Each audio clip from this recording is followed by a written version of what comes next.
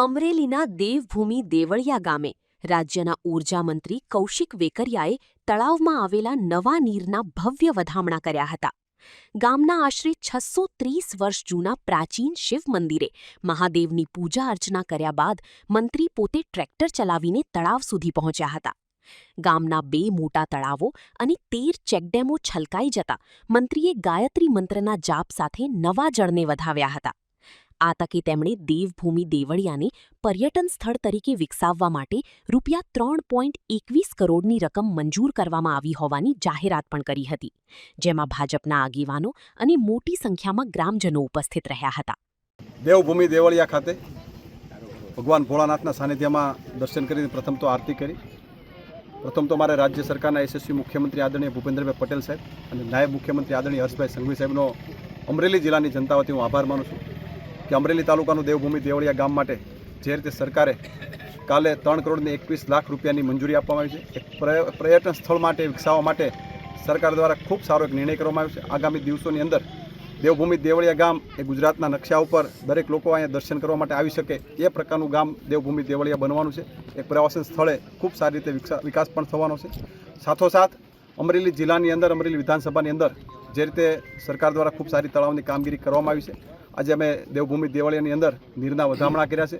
જ્યારે વરુણદેવ રીઝાશે ત્યારે વરુણદેવ દ્વારા અમરેલી જિલ્લાના લગભગ બધા જ તળાવો ભરાઈ ગયા છે.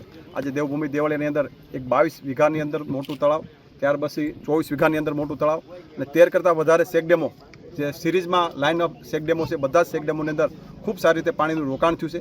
જે રીતે નરેન્દ્રભાઈ મોદી સાહેબનો કાયમિક માટે સંકલ્પ હોય છે કે આપણે આપણું પાણીનું રોકાણ કરવું જોઈએ, એ પ્રકારના દરેક અમારા અમરેલી વિધાનસભાની અંદર લગભગ 115 ગામમાં બહુ ઝાઝા એવા તળાવો ખૂબ મોટા પ્રમાણની અંદર બન્યા છે. અને આજે આપણે કહેતા ગૌરવ થાય છે કે બધા જ તળાવોની અંદર ખૂબ સારા નવા નીરો આવ્યા છે અને બધા જ તળાવોની અંદર પાણી ભરાઈ ગયા છે, જેથી કરીને આગામી દિવસોની અંદર ખેડૂતોને પણ મોટા પ્રમાણની અંદર શિયાળુ ઉનાળા પાકમાં ખૂબ મોટો ફાયદો પણ થવાનો છે.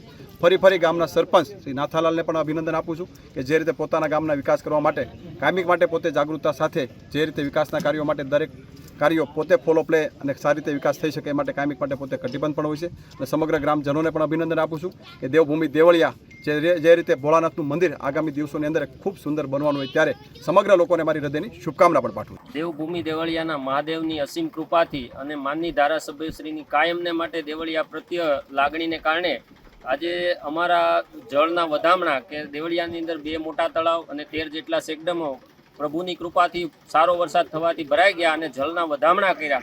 ખરેખર નસીબની વાત છે કે આવા ધારાસભ્ય દરેક બાબતે, ગઈકાલે અતિ ભારે વરસાદ હતો તો પણ ટેલિફોનિક 4 વખત કોન્ટેક્ટ કરી અને એની પૃષા કરી કે દેવળિયાના જમીન ધોવાણ કે કાંઈ તકલીફ નથી ને.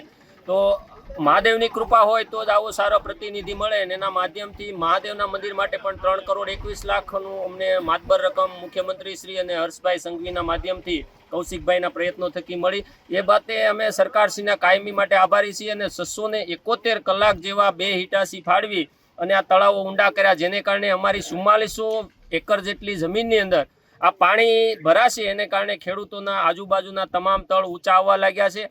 અને એ બધું ક્યારે શક્ય બને કે શાસન અને પ્રજા જાગૃત હોય તો જ આ ગામડાનો વિકાસ અને ગામડામાં જે માઇગ્રેશન થાય છે એ અટકાવવા માટેના સૌથી કોઈ શ્રેષ્ઠ કામ આઝાદી પછી થયું હોય તો આ તળાવ ઊંડા ઉતારવાનું કામ થયું છે. સાથે સાથે ગૌસરોની પણ સુધારણા થઈ. એ માટે અમે કૌશિકભાઈ વેકરિયાનો આભાર માનીએ એટલો ઓછું. અમે ઋણી છીએ કાયમને માટે. ભારતીય જનતા પાર્ટીની સરકારે અમને જે અમારા ગામ માટે પ્રવાસન ક્ષેત્ર આપ્યું કે આજીવન આ ધજા ફરકતી રહે શિવના મંદિર ઉપર, ત્યાં સુધી લોકો યાદ કરશે અને સંસ્કૃતિનું કાયમને માટે જતન થશે. આજના પ્રસંગે સૌ કોઈ પધાર્યા એ બદલ અમે ખૂબ ખૂબ આભારી છીએ. અસ્તુ.